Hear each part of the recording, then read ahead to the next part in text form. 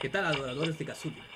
Soy Mike Hammer y hoy en Cuentos que no dan miedo tenemos a Herbert West, Reanimador, relato en 6 capítulos escrito por Howard Phillips Lovecraft entre noviembre de 1921 y junio de 1922. A continuación, el capítulo 1 de la oscuridad. Espero que sea de su agrado. Recomendación: mírenlo de día, no de noche.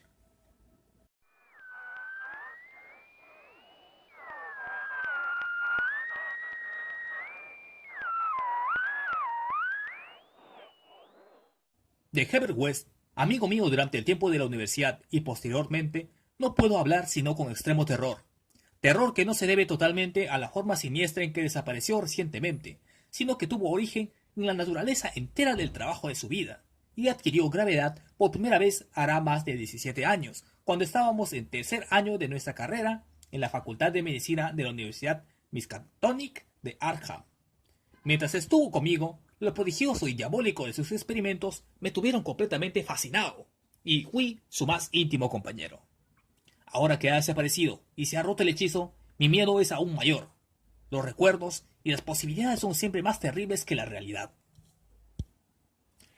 El primer incidente horrible durante nuestra amistad supuso la mayor impresión que yo había llevado hasta entonces, y me cuesta tenerlo que repetir. Ocurrió, como digo, cuando estábamos en la Facultad de Medicina, donde West se había hecho ya famoso con sus descabelladas teorías sobre la naturaleza de la muerte y la posibilidad de vencerla artificialmente. Sus opiniones, muy ridiculizadas por el profesorado y sus compañeros, giraban en torno a la naturaleza esencialmente mecanicista de la vida, y se referían al modo de poner en funcionamiento la maquinaria orgánica del ser humano mediante una acción química calculada después de fallar los procesos naturales. Con el fin de experimentar diversas soluciones reanimadoras, había matado y sometido a tratamiento a numerosos conejos, cobayas, gatos, perros y monos, hasta convertirse en la persona más enojosa de la facultad. Varias veces había logrado obtener signos de vida en animales supuestamente muertos, en muchos casos signos violentos de vida, pero pronto se dio cuenta de que la perfección, de ser efectivamente posible, comportaría necesariamente toda una vida dedicada a la investigación. Asimismo, vio claramente que, puesto que la misma solución no actuaba del mismo modo en diferentes especies orgánicas, necesitaba disponer de sujetos humanos si quería lograr nuevos y más especializados progresos. Y aquí es donde chocó con las autoridades universitarias, y dejó retirado el permiso para efectuar experimentos, nada menos que por el propio decano de la Facultad de Medicina, el sabio y bondadoso doctor Alan Hals, cuya obra en pro de los enfermos es recordada por todos los vecinos antiguos de Arkham. Yo siempre me había mostrado excepcionalmente tolerante con los trabajos de West, y a menudo hablábamos de sus teorías, cuyas derivaciones y coloradios eran casi infinitos. Sosteniendo con Haeckel que toda vida es un proceso químico y físico, y que la supuesta alma es un mito, mi amigo creía que la reanimación artificial de los muertos podía depender solo del estado de los tejidos, y que, a menos que se hubiese iniciado una verdadera descomposición, todo cadáver totalmente dotado de órganos era susceptible de recibir mediante el adecuado tratamiento esa condición peculiar que se conoce como vida. West comprendía perfectamente que el más ligero deterioro de las células cerebrales ocasionadas por un periodo letal incluso fugaz podía dañar la vida intelectual y psíquica. Al principio, tenía esperanzas de encontrar un reactivo capaz de restituir la vitalidad antes de la verdadera aparición de la muerte, y solo los repetidos fracasos en animales le habían revelado que eran incompatibles los movimientos vitales naturales y los artificiales. Entonces, se procuró ejemplares extremadamente frescos y les inyectó sus soluciones en la sangre, inmediatamente después de la extinción de la vida. Tal circunstancia volvió enormemente escépticos a los profesores, ya que entendieron que en ningún caso se había producido una verdadera muerte. No se pararon a considerar la cuestión detenida irrazonablemente. Poco después de que el profesorado le prohibiese continuar sus trabajos, West me confió su decisión de conseguir ejemplares frescos de una manera u otra, y de reanudar en secreto los experimentos que no podía realizar abiertamente. Era horrible oírle hablar sobre el medio y manera de conseguirlos. En la facultad nunca habíamos tenido que ocuparnos nosotros de allegar ejemplares para las prácticas de anatomía. Cada vez que mermaba el depósito, 2 negros de la localidad se encargaban de subsanar este déficit sin que se les preguntase jamás su procedencia. West era por entonces joven, delgado y con gafas, de facciones delicadas, pelo amarillo, ojos azul pálido y voz suave. Y era extraño oírle explicar cómo la fosa común era relativamente más interesante que el cementerio perteneciente a la Iglesia de Cristo, dado que casi todos los cuerpos de la Iglesia de Cristo estaban embalsamados, lo cual evidentemente hacía imposible las investigaciones de West. Por entonces era yo su ferviente y cautivado auxiliar, y lo ayudé en todas sus decisiones, no solo en las que se referían a la fuente de abastecimiento de cadáveres, sino también en las concernientes al lugar adecuado para nuestro repugnante trabajo. Fui yo quien pensó en la granja deshabitada de Chapman, al otro lado de Bitwood Hill. Allí habilitamos una habitación de la planta baja para la sala de operaciones y otra para el laboratorio, dotándolas de gruesas cortinas a fin de ocultar nuestras actividades nocturnas. El lugar estaba retirado de la carretera y no había casas a la vista. De todos modos, había que extremar las precauciones, ya que el más leve rumor sobre extrañas luces que cualquier caminante nocturno hiciese correr podía resultar catastrófico para nuestra empresa. Si llegaban a descubrirnos, acordamos decir que se trataba de un laboratorio químico. Poco a poco equipamos nuestra siniestra guarida científica con materiales comprados en Boston o sacados a escondidas de la facultad, materiales cuidadosamente camuflados, a fin de hacerlos irreconocibles, salvo para ojos expertos, y nos proveímos de palas y picos para los numerosos enterramientos que tendríamos que efectuar en el sótano. En la facultad había un incinerador, pero un aparato de ese género era demasiado costoso para un laboratorio clandestino como el nuestro. Los cuerpos eran siempre un engorro, incluso los minúsculos cadáveres de cobaya de los experimentos secretos que West realizaba en su habitación de la pensión donde vivía.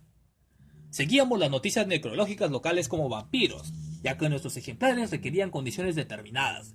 Lo que queríamos eran cadáveres enterrados poco después de morir y sin preservación artificial alguna, preferiblemente exentos de malformaciones morbosas y, desde luego, con todos los órganos. Nuestras mayores esperanzas estaban en las víctimas de accidentes. Durante varias semanas no tuvimos noticia de ningún caso apropiado, aunque hablábamos con las autoridades del depósito y del hospital, fingiendo representar los intereses de la facultad, si bien con no demasiada frecuencia en todos los casos, de manera que quizás necesitáramos quedarnos en Arkham durante las vacaciones, en que solo se impartían las limitadas clases de los cursos de verano. Al final, nos sonrió la suerte, pues un día nos enteramos de que iban a enterrar en la fosa común un caso casi ideal. Un obrero joven y fornido que se había ahogado el día anterior en Summer Pond, al que habían enterrado sin dilaciones ni embalsamientos, por cuenta de la ciudad. Esa tarde localizamos la nueva sepultura y decidimos empezar a trabajar poco después de la medianoche. Fue una labor repugnante la que acometimos en la oscuridad de las primeras horas de la madrugada, aun cuando en aquella época no teníamos ese horror especial a los cementerios que en nuestras experiencias posteriores nos despertó.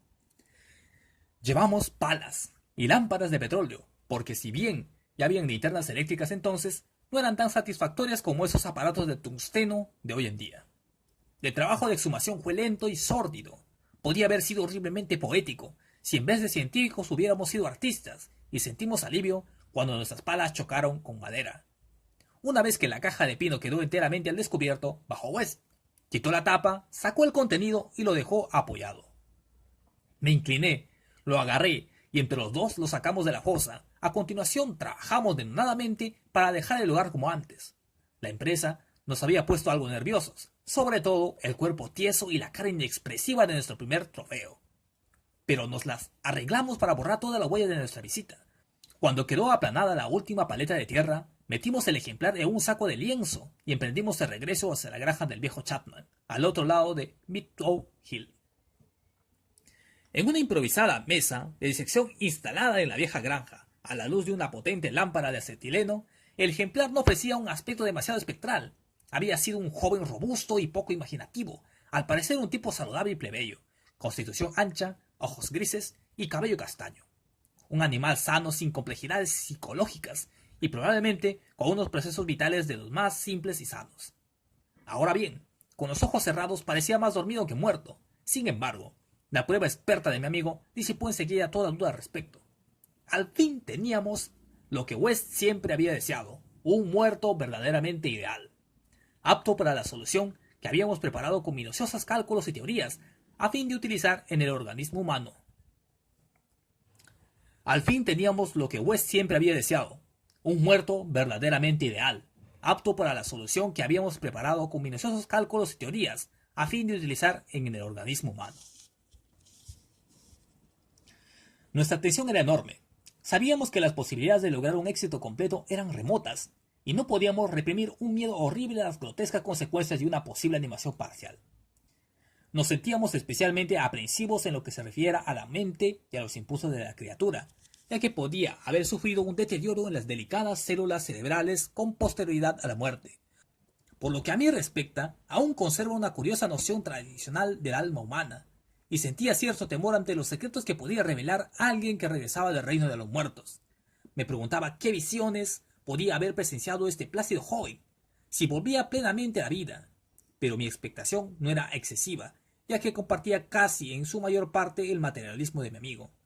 Él se mostró más tranquilo que yo, al inyectar una buena dosis de su fluido en una vena del brazo del cadáver y vendar inmediatamente el pinchazo. La espera fue espantosa, pero West no perdió el aplomo en ningún momento. De cuando en cuando aplicaba su estetoscopio al ejemplar y soportaba filosóficamente los resultados negativos. Al cabo de unos 3/4 de hora, viendo que no se producía el menor signo de vida, declaró decepcionado que la solución era inapropiada. Sin embargo, decidió aprovechar al máximo esta oportunidad y probar una modificación de la fórmula, antes de deshacerse de su macabra presa. Esa tarde habíamos cavado una sepultura en el sótano, y tendríamos que llenarla al amanecer, pues aunque habíamos puesto cerradura a la casa, no queríamos correr el más mínimo riesgo de que se produjera un desagradable descubrimiento. Además, el cuerpo no estaría ni medianamente fresco a la noche siguiente, de modo que trasladamos la solitaria lámpara de acetileno al laboratorio contiguo, dejando a nuestro mudo huésped a oscuras sobre la losa, y nos pusimos a trabajar en la preparación de una nueva solución, tras comprobar West el peso y las mediciones casi como un fanático cuidado. El espantoso suceso fue repentino y totalmente inesperado. Yo estaba vertiendo algo de un tubo de ensayo a otro, y West se encontraba ocupado con la lámpara de alcohol, que hacía las veces de mechero Bunsen en ese edificio sin instalación de gas, cuando de la habitación que habíamos dejado a oscuras brotó la más horrenda y demoníaca sucesión de gritos jamás oída por ninguno de los dos. No habría sido más espantoso el caos de alaridos si el abismo se hubiese abierto para liberar la angustia de los condenados, ya que en aquella cacofonía inconcebible se concentraba el supremo terror y desesperación de la naturaleza animada. No podían ser humanos. Un hombre no es capaz de proferir gritos así, y sin pensar en el trabajo que estábamos realizando, ni en la posibilidad de que los descubrieran, saltamos los dos por la ventana más próxima como animales despavoridos, derribando tubos, lámparas y matraces, y huyendo alocadamente a la estrellada negrura de la noche rural.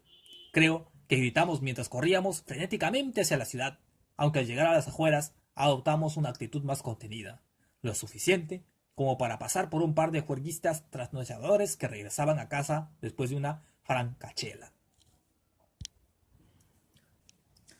No nos separamos, sino que nos refugiamos en la habitación de West, y allí estuvimos hablando con la luz de gas encendida hasta que amaneció.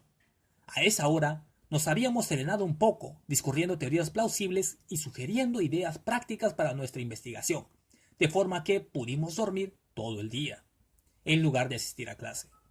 Pero esa tarde aparecieron 2 artículos en el periódico, sin relación alguna entre sí, que nos quitaron el sueño. La vieja casa deshabitada de Chapman había ardido inexplicablemente, quedando reducida a un informe montón de cenizas. Eso lo entendíamos, ya que habíamos volcado la lámpara. El otro informaba que habían intentado abrir la reciente sepultura de la fosa común, como hurgando en la tierra vanamente y sin herramientas.